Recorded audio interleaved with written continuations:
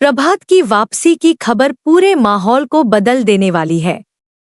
आने वाले एपिसोड में कहानी एक ऐसे मोड़ पर पहुंचती है जहां भावनाएं, भरोसा और सच्चाई सब कुछ एक साथ टकराने वाले हैं।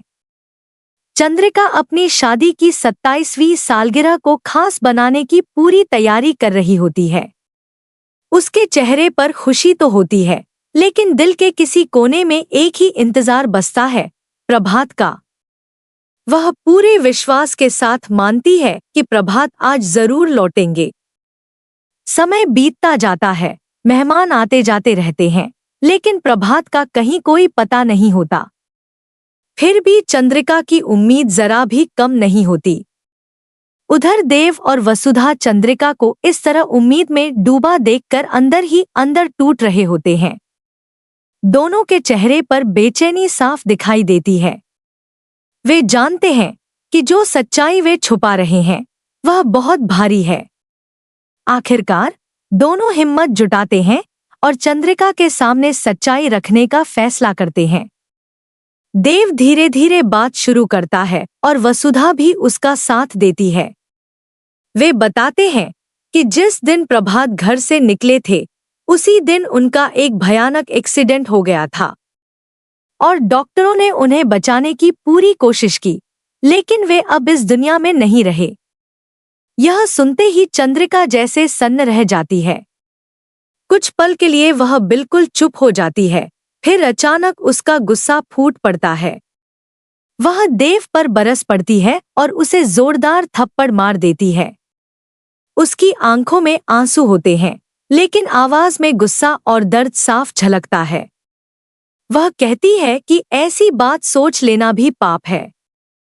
वह इस सच्चाई को मानने से साफ इनकार कर देती है और पूरे विश्वास के साथ कहती है कि प्रभात जिंदा है और वे जरूर लौटेंगे। इसी दौरान अचानक बाहर गाड़ी रुकने की आवाज आती है। सबका ध्यान दरवाजे की ओर चला जाता है। एक शानदार कार चौहान हाउस के सामने आकर रुकती है। माहौल में सन्नाटा छा जाता है। जैसे ही कार का दरवाजा खुलता है, उसमें से एक शख्स बाहर निकलता है और वह हूबहू प्रभात जैसा दिखाई देता है। उसे देखते ही चंद्रिका की खुशी का ठिकाना नहीं रहता। वह बिना कुछ सोचे समझे दौड़कर उसके पास जाती है और भावुक होकर उसे पुकारती है। उसकी आंखों से आंसू बह रहे होते हैं, लेकिन चेहरे पर मुस्कान लौट आती है। वह बार बार कहती है कि उसे पूरा भरोसा था कि वह लौटेंगे, क्योंकि वह अपनी चंदा को छोड़कर कहीं नहीं जा सकते।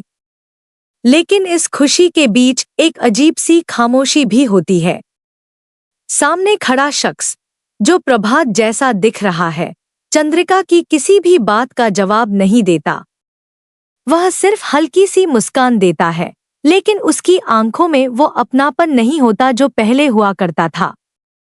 वह चंद्रिका से पहले की तरह बात भी नहीं करता। यहीं से कहानी में शक की शुरुआत होती है। देव और वसुधा दोनों इस व्यवहार को ध्यान से देखते हैं। वसुधा को कुछ ठीक नहीं लगता।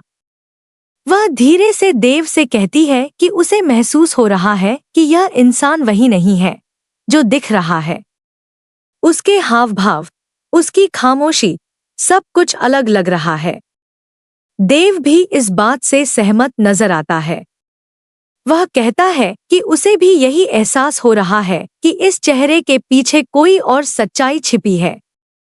दोनों तय करते हैं कि वे जल्दबाजी में कोई फैसला नहीं लेंगे, बल्कि सही समय का इंतजार करेंगे ताकि असलियत खुद सामने आ सके। अब कहानी एक नए रहस्य की ओर बढ़ रही है। क्या यह सच में प्रभात है या कोई और उनकी पहचान लेकर आया है? अगर यह कोई और है तो उसका मकसद क्या है? और सबसे बड़ा सवाल, जब सच्चाई सामने आएगी तो चंद्रिका इस सदमे को कैसे झेलेगी? आने वाले एपिसोड्स में भावनाओं का तूफान और सस्पेंस दोनों अपने चरम पर होंगे। अब हर किसी की नज़र सिर्फ एक ही चीज पर टिकी है, इस रहस्यमयी वापसी की सच्चाई क्या है।